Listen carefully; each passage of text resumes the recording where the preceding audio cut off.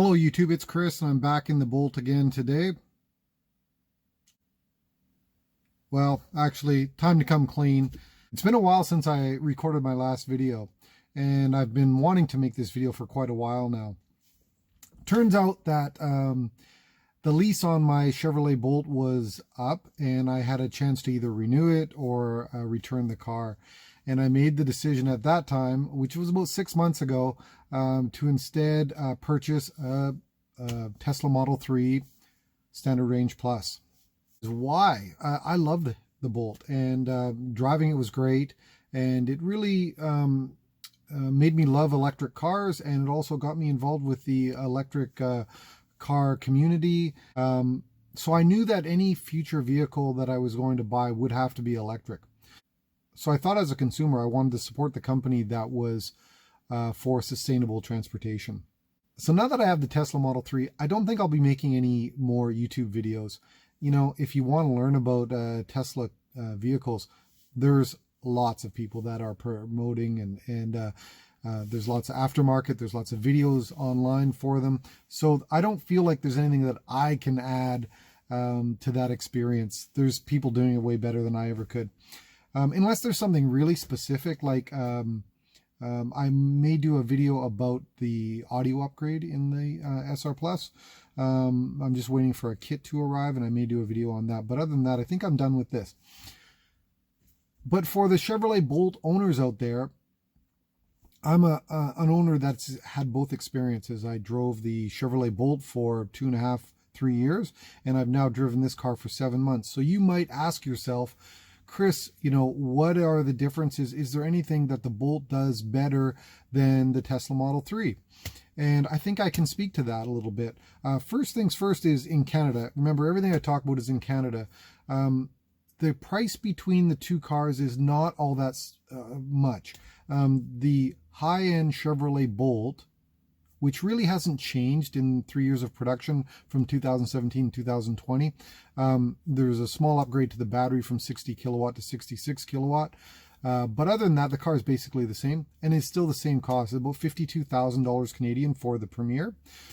The Tesla Model 3 SR Plus is about $57,000, so maybe about $5,000 difference between the two vehicles. So I made the leap to go into the Tesla Model 3. But does that mean that it's a better car? You know, it depends on who you ask and the features you're looking for. Is there anything about the Bolt that's better than the Model 3? And I can give you the ones that I've noticed. So first things first is the battery in the Tesla Model 3 SR Plus. They don't really tell you how big the battery is, but I think it's either 50 or 55 kilowatt, where the battery in the Chevrolet Bolt is 60 or 66 kilowatts if you've got the new one. So that equates to about 100 kilometers in range. So you're going to get much better range in a Chevrolet Bolt than a Tesla Model 3. I think that's the biggest one. The range in a Bolt is better. Consumption in the cars is pretty equal. It seems to be about, I know over the lifetime of my Chevrolet Bolt, it was 18 kilowatts per 100K. I haven't been a year in this car yet, but it seems to be around 14 kilowatts per 100K, kilowatt hours per 100K. The best I ever got in the Chevrolet Bolt was about 12.5 in the summer. I think I have been down to that in the Tesla as well, but I haven't been through a winter. So consumption-wise, I think they're about the same. But definitely going to get more range in a Bolt because the battery is that much bigger. The biggest annoying thing that I find about the Tesla Model 3 is the frameless windows in this car. And I'll take some video and hopefully be able to show you, but they don't have a frame around them. So basically the window will shake, rattle, when it's fully retracted down into the door and you close the door. And I mean, this is standard for all frameless windows that I've come across. I used to have a car, you know, that was built in 1967. It had frameless windows, and when you had the window all the way down and you close the door, the window would rattle. That happens in a 2020 Tesla Model 3, which I find incredible.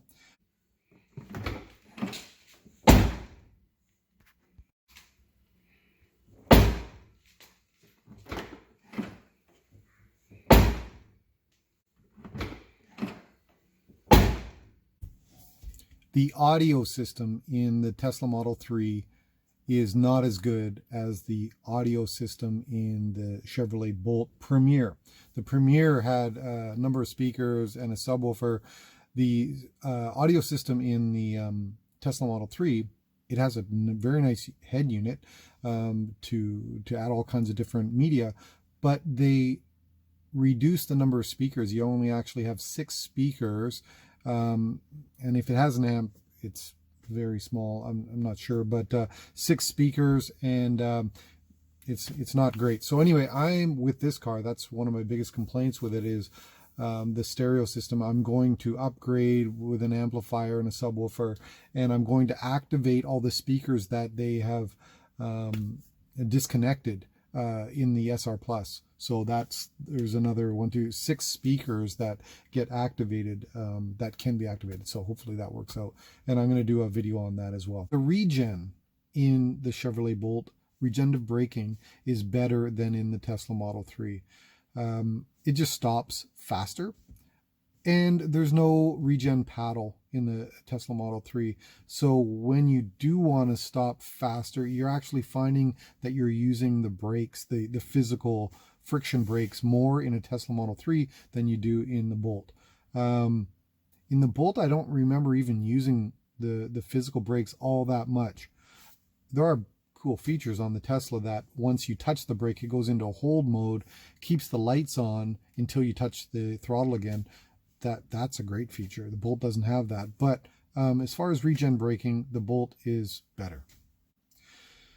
Tesla Model 3 doesn't have a heated steering wheel. So if you love your heated steering wheel in your Bolt, you're not going to get that in a Tesla Model 3.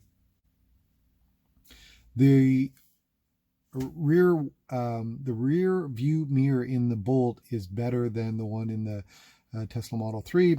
It's got an integrated camera, and it just has better visibility. The visibility in the Tesla Model 3 is not as good as the visibility in the Bolt in general. As for the driver, the mirrors, the rearview mirror are just not as good as they are in the Bolt.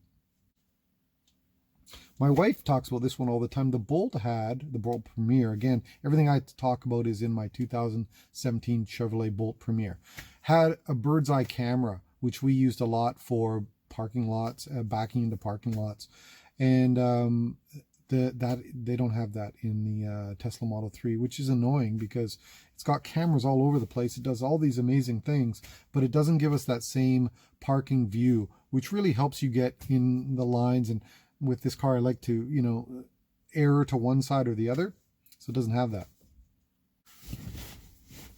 So I think that's all. I really want to make this just to follow up. There's about 900 people that have subscribed to this channel. It's been a lot of fun to make videos and share what I've learned about the Bolt with everyone. And again, there wasn't that many Bolts out there, so they were hard to come by on dealer lots. Here we are almost 4 years later, and there's a lot on lots now. And a lot of people are looking at my videos. I believe they're new